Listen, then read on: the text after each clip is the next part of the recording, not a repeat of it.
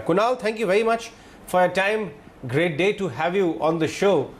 I remember last time as well when we met that evening and we were discussing how consumer stocks in India are always a favorite, especially any kind of a mayhem in the market and people want to hide behind them as a safe area because of consumer story, strong one in India.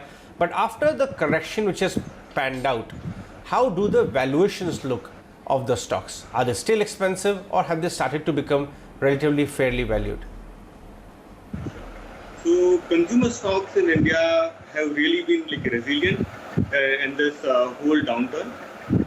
Most of the consumer stocks are still many of the frontline consumer names are still trading at well above their past averages, and their premium compared to the market is very close to all-time high. So all the frontline especially the frontline names are very expensive, trading almost 2 standard deviation above their past decade average.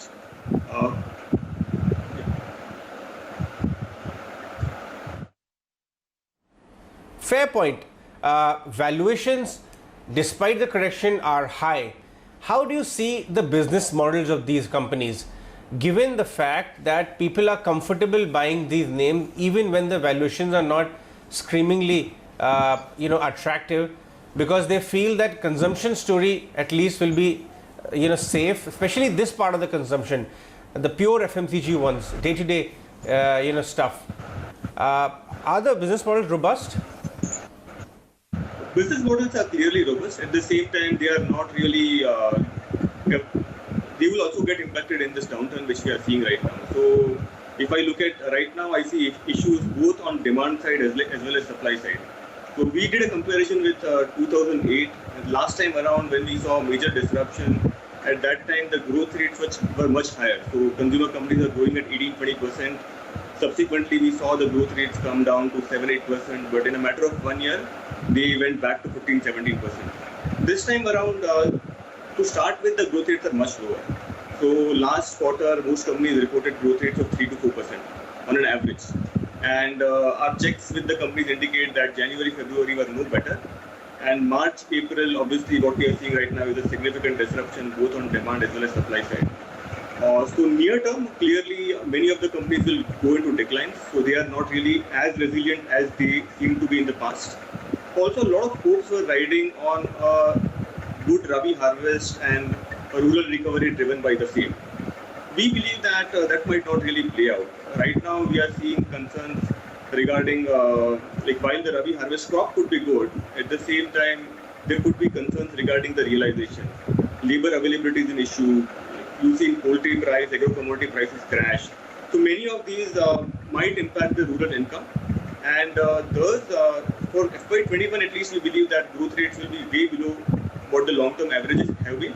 Fiscal 22 numbers could be better, assuming that the lockdown and the impact on the rural as well as urban income is not very high.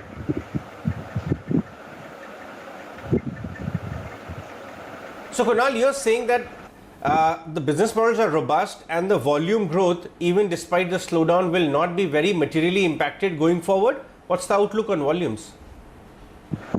On volumes, there will be an impact. Currently, production has got impacted. Also on the demand side, income both in rural as well as urban India is likely to get impacted. So next couple of quarters, 2-3 quarters, we clearly see a deceleration in volumes. And to start with, the volumes have not really been great. So we have a low run rate going right now, and it will deteriorate further. So we see impact on volumes. What will save the companies will be margins. So raw material prices, crude, palm oil, agro-commodities, all of them have decelerated, they've seen deflation. So we believe volumes will be weak, but earnings impact could get cushioned by the low raw material prices.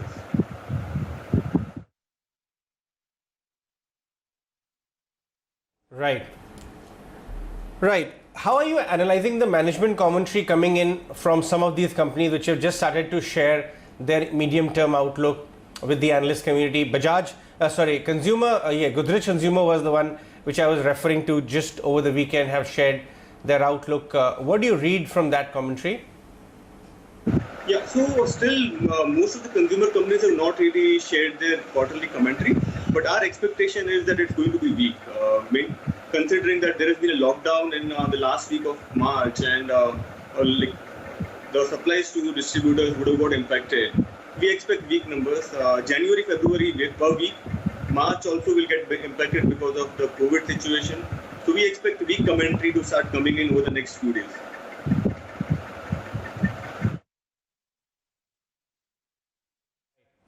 All right, Kunal, we'll let you go on that one. Thanks so much for joining us on the show today with your thoughts on consumer sector and how it is braving the slowdown. And clearly, despite of higher valuations, the street is finding a lot of comfort in some of those names. That was Kunal Vora of BNP Paribas, who analyzes the space very closely.